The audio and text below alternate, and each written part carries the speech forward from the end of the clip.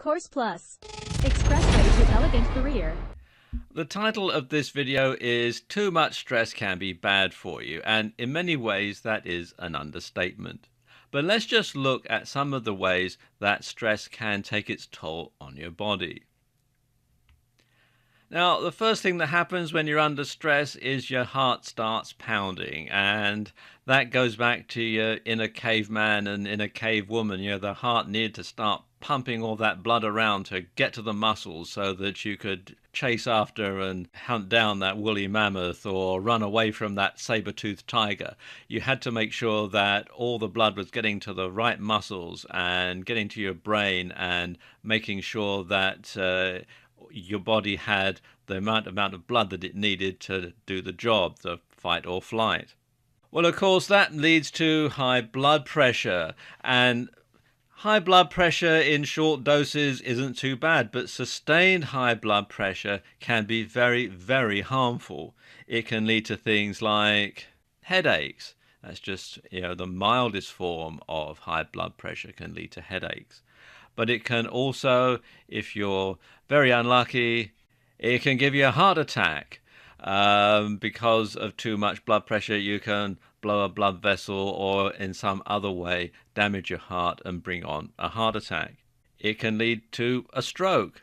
And then, of course, with all that blood pumping around and that heightened state of awareness, your body releases all sorts of endocrines and glucose and various things to make sure that your muscles have all the extra nutrients that they need. Well, if you don't need it, your body will recycle that, and that ends up in your digestive system, and too much of it can lead to indigestion.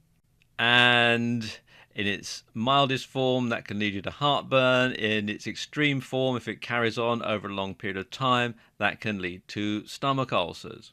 Stress can also take its toll on your reproductive system. In women, this can mean an irregular menstrual cycle. In men, this can mean erectile dysfunction.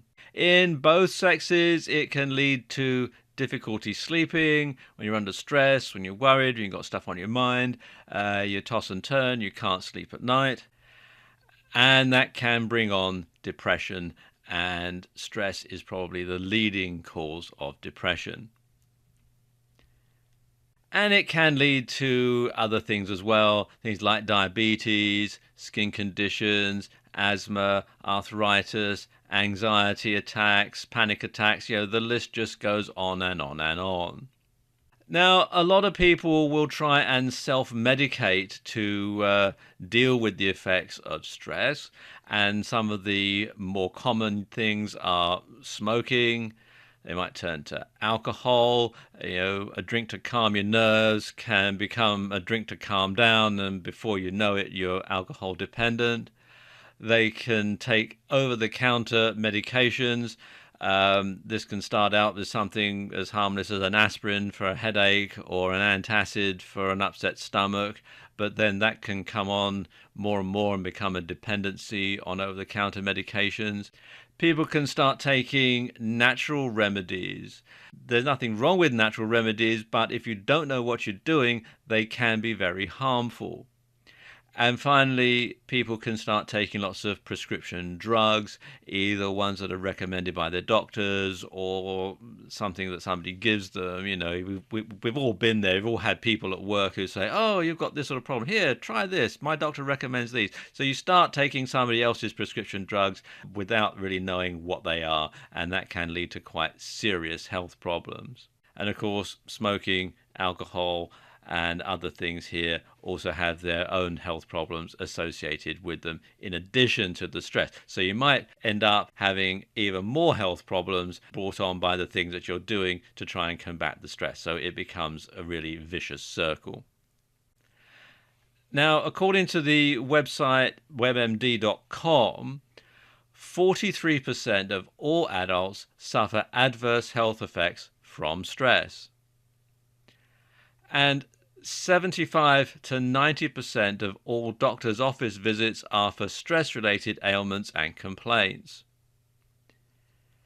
In the US, the Occupational Safety and Health Administration, better known as OSHA, declared stress a hazard of the workplace. And stress costs American industry more than $300 billion annually. And the lifetime prevalence of an emotional disorder is more than 50%, and this is often due to chronic, untreated stress reactions. And it's not just you that can be harmed by your stress. It can be very harmful to your family, especially to your kids, and I'm going to talk about how it affects them in the next video.